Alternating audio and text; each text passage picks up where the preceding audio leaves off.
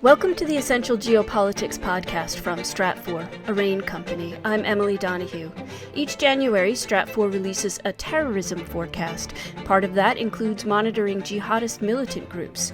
For guidance on 2021 trends, I reached out to Thomas Abihana, Stratfor's global security analyst. Happy New Year, Thomas. Happy New Year to you, Emily. Glad to be here. Thank you. Listen, what jihadist groups will Stratfor be focusing on in 2021? So the main two ones we're going to be focusing on are Al-Qaeda and the Islamic State, and then their respective branches around the world. And what are we forecasting them to do over the next year? So the long and short of it is we do expect them to be a persistent and steadily growing global threat in 2021. These groups especially Al-Qaeda over the last few decades, and the Islamic State to a lesser extent, has proven resilient in these areas in the face of adversity because they possess a number of factors which allow them to endure beyond pressure from governments, insurrections from within, and other factors. And these include they have extensive financial resources, they have a lot of manpower, they have institutional knowledge and organizational frameworks, they have, to some extent, enduring ideological appeal. Otherwise, they wouldn't be around for this long. And they have the continued ability to operate in really largely ungoverned spaces. And all of these make them strong in comparison to a lot of other non-state armed actors that we see throughout the world. And these remain advantages for the groups, despite the fact that, to be honest, they have sustained losses and really faded from Western headlines and political focus in 2020, with the exception of France, which had pretty large high-profile attacks. But both of these groups, beyond those factors, are going to benefit from the ongoing impact of COVID-19, which weaken governments around the world and allow these militant groups to really regroup and refocus these resources in those ungoverned spaces. Likewise, we can't say this for every single government in the world, but for the most part, military and counterterrorism budgets could face cuts in 2021, and that's going to decrease the amount of pressure that governments can put on those. And then they're also going to look to exploit other grievances exacerbated by the COVID-19 pandemic. So think of things like poor economic conditions, people who are angry with their governments. Those groups are going to try to find people who are upset by those factors and recruit them into the group to boost their own numbers. Thomas, how does Stratfor categorize these groups, and where do they pose the most danger?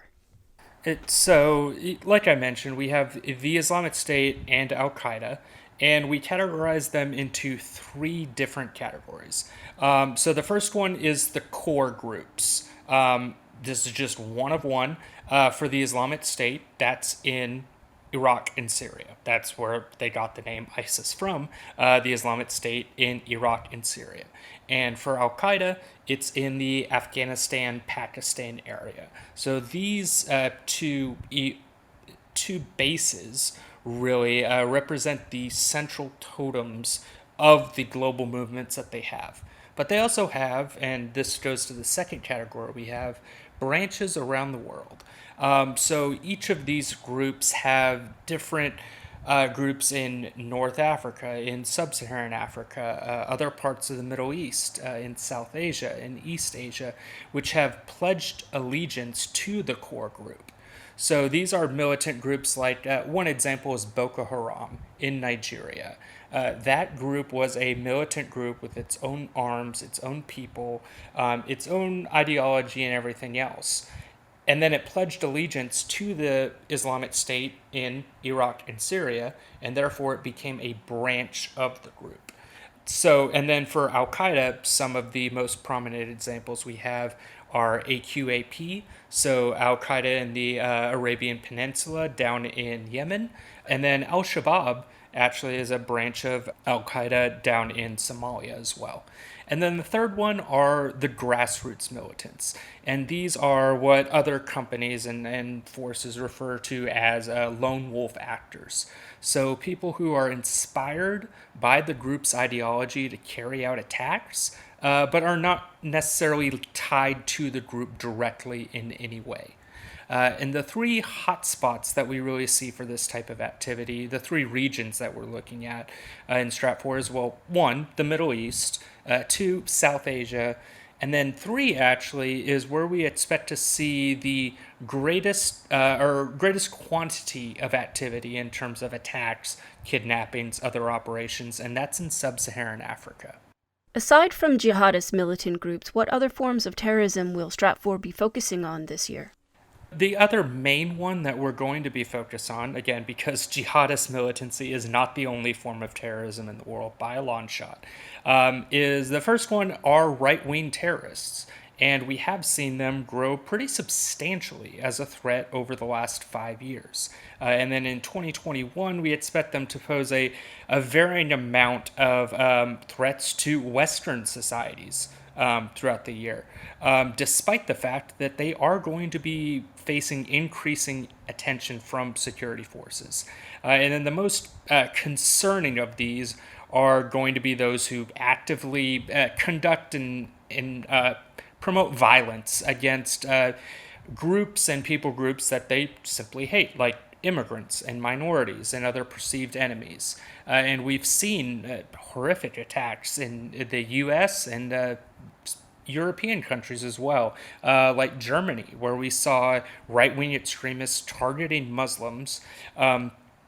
In Germany, we saw them targeting Jewish synagogues in Germany. We also had the horrific example of the Christchurch shootings in March of 2019. All of those were high-profile terrorist attacks conducted by right-wing extremists. So that's something that is on the radar of Western intelligence agencies, Western governments, Western law enforcement. However, much like the jihadist militancy, pernicious ideology, the far-right ideology is also pernicious, and it's not going anywhere anytime soon. Therefore, we expect throughout the year to see these, unfortunately, these types of attacks continue in Western countries, or people attempt to carry them out. Again, Western law enforcement and intelligence officials are going to be on high alert for these types of attacks. But it's not only the premeditated shootings and bombings that we're looking for. We're also looking for kind of anti-government extremists who conduct attacks on a whim. So vehicular assaults, people running down people in cars on the streets. And then other instances where we see protests of far-right groups, and then they don't necessarily go in with the intent of violence, but then the protests escalate relatively quickly into violence, and those people end up carrying out attacks against police officers, against civilians, and if you are carrying out attack in order to intimidate a civilian population or to enact political change, that is by definition a terrorist act. Therefore, we do view these groups who conduct violence in order to advance their political agenda as far-right extremists. And so that's going to be a primary one that we're going to be wanting to watch in 2021. And it's worth noting that these types of attacks from far-right extremists pose a much more direct threat to the West itself than any of these jihadist groups, whether it's Islamic State or Al-Qaeda or anything else. The West has taken, in the last few years, many more attacks and casualties from these far-right extremists than they have of Al-Qaeda or the Islamic State. Thank you for that, Thomas. Thank you for having me, Emily. Thomas Abihana is a global security analyst with Strat 4 and RAIN. If you'd like to read more about Strat 4's 2021 terrorism forecast, sign up for Strat 4's free newsletter at worldview.strat4.com. That's worldview.strat4.com. I'm Emily Donahue. Thanks for listening.